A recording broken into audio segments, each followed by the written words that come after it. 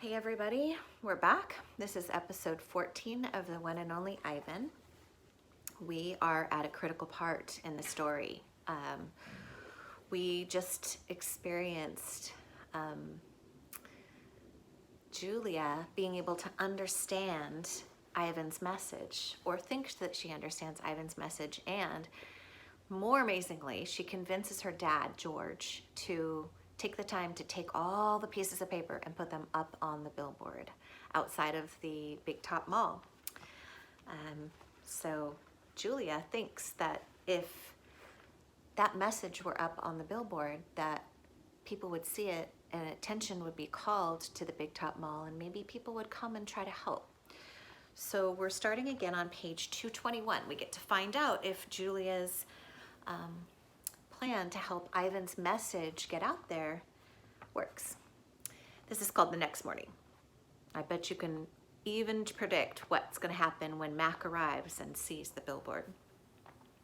The next morning, I watch Mac's car slam to a halt in the parking lot. He leaps out. He stares at the billboard. His jaw is open.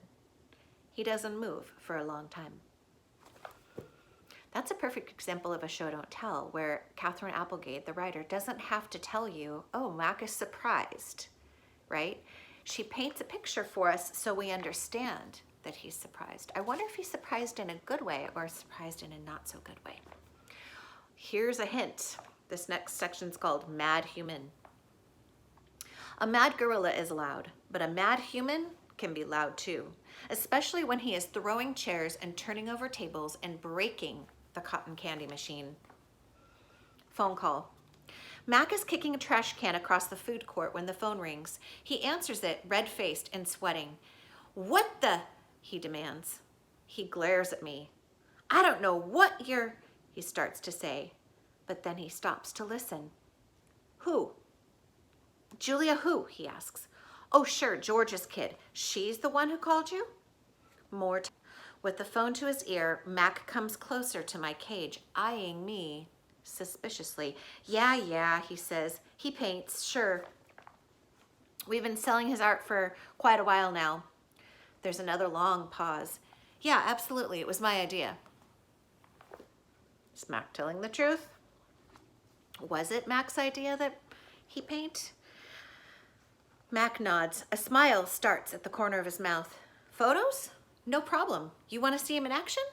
Come on down, have a look. We're open 365 days a year. Can't miss us. We're right off I-95.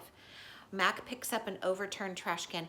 Yeah, I think he'll be adding more pictures. Yeah, you know. What do you call it? A work in progress. When the call is done, Mac shakes his head. Impossible, he says. An hour later, a man with a camera came to take my picture. He was from the local newspaper, the one that Julia called. So Julia called the newspaper. Why do you think Julia called the newspaper? For more attention, maybe? How about you take one with me and the elephant? Mac suggests. He drapes his arm around Ruby's neck, grinning as the camera clicks. Perfect, the man says. Perfect, Mac agrees. Here's the picture of Mac and Ruby.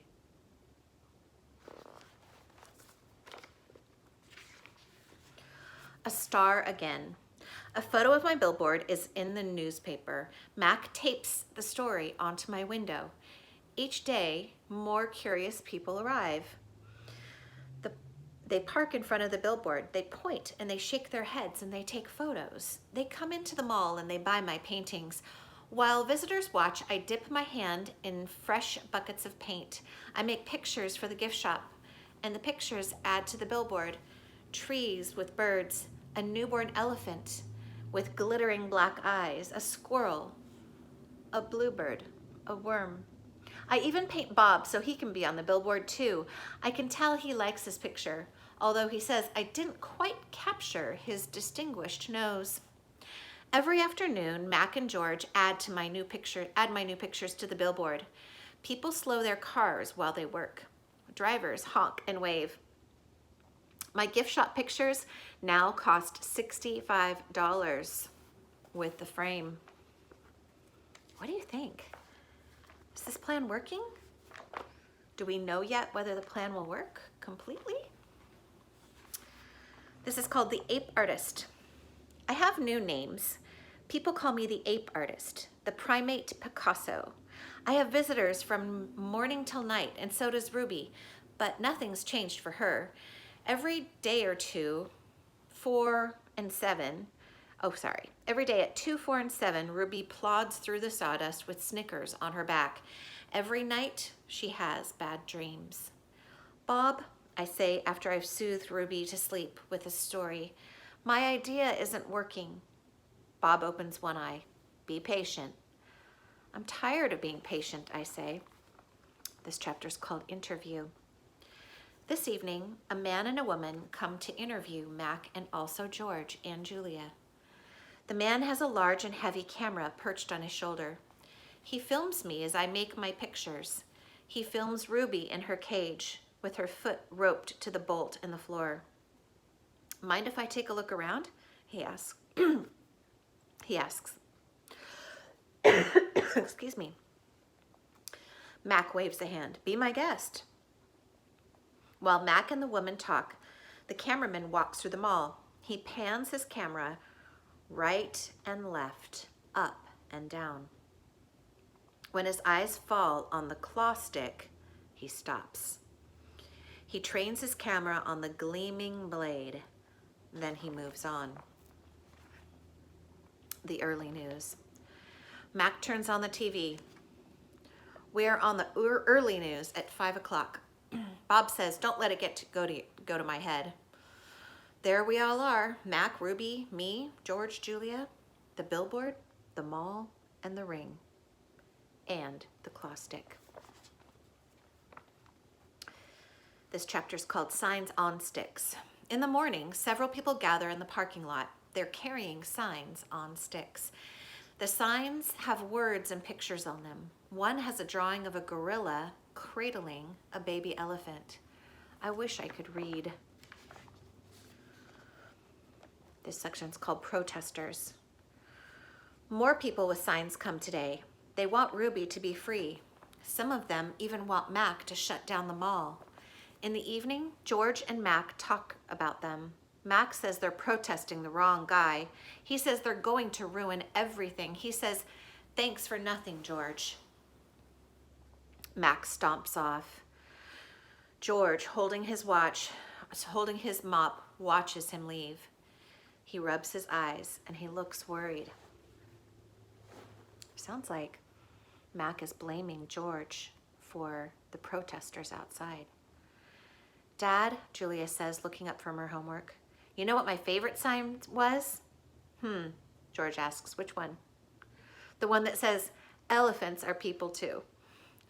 George gives her a tired smile. He goes back to his work. His mop moves across the empty food cart like a giant brush, painting a picture no one will ever see. There's another one of those beautiful similes again. Listen to it. His mop moves across the empty food court like a giant brush, painting a picture no one will ever see. Comparing the brushing of the mop to the brushing of a paintbrush. Here's a picture of the signs. I'll show you. Give you a chance to read a couple of them. Free Ruby.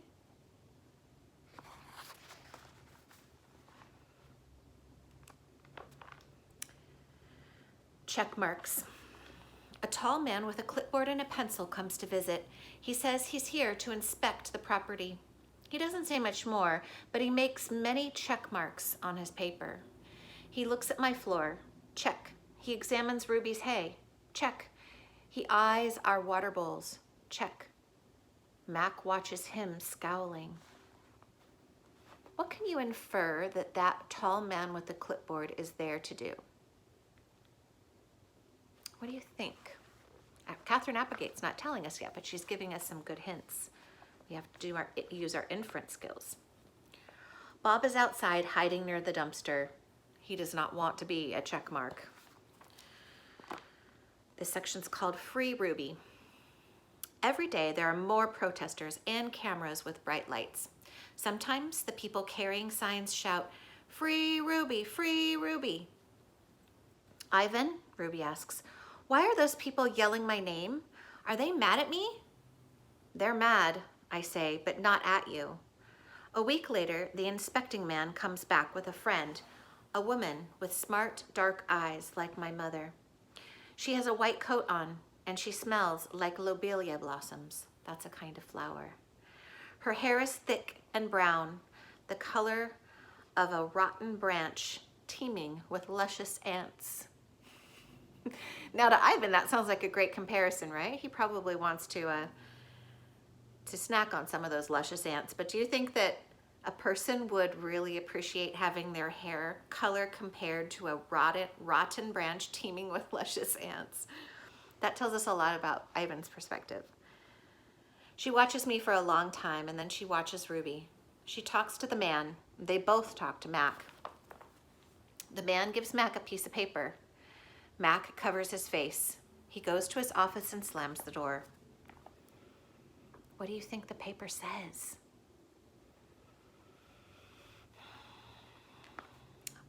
This chapter is called New Box. Something strange is happening. The white-coated woman is back with other humans. They place a large box in the center of the ring. It's Ruby's size.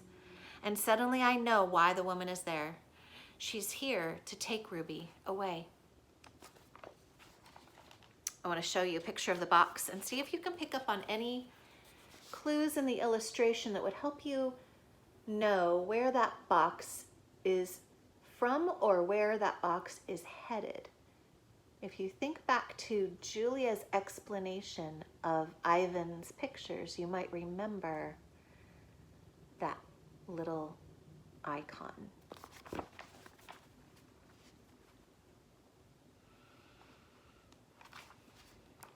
Training. The woman leads Ruby to the box. She places an apple inside. Good girl, Ruby, she says kindly. Don't be afraid. Ruby inspects the box with her trunk. The woman made a clicking sound with a little piece of metal she's holding in her hand. She gives Ruby a piece of carrot. Each time Ruby touches the box, she gets a click and a treat. Why is she making that clicking noise? I ask Bob. They do that to dogs all the time, Bob says. I can tell he doesn't approve. It's called clicker training. They want Ruby to associate the noise with the treat. When she does something they want, they make that noise. Great job, Ruby, the woman says. You're a quick study. After many clicks and carrots, she takes Ruby back to her cage. What do you think about the difference between the training strategies of Mac with the claw stick and how that compares and contrasts to the training that she's receiving now with reinforcements and positives and love and treats?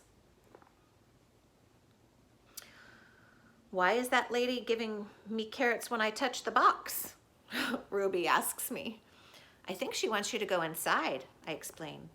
But there's nothing inside, Ruby says, except an apple. Inside that box, I say, is the way out. Ruby tilts her head. I don't get it. See that picture of the red giraffe on the side of the box? I think that lady is from the zoo, Ruby. I think she's getting ready to take you there. I wait for Ruby to trumpet with joy, but instead, she just stares at the box in silence. I'm not sure you understand. That box might be taking you to a place where there are other elephants, I say, a place with more room and humans who care about you. But even as I say these words, I remember with a shudder the last box I was in. I don't want a zoo, Ruby says. I want you and Bob and Julia. This is my home. No, Ruby, I said. This is your prison. Boy, this book is getting good. I'm super excited. We're stopping now on page 240, and we'll pick up again very soon.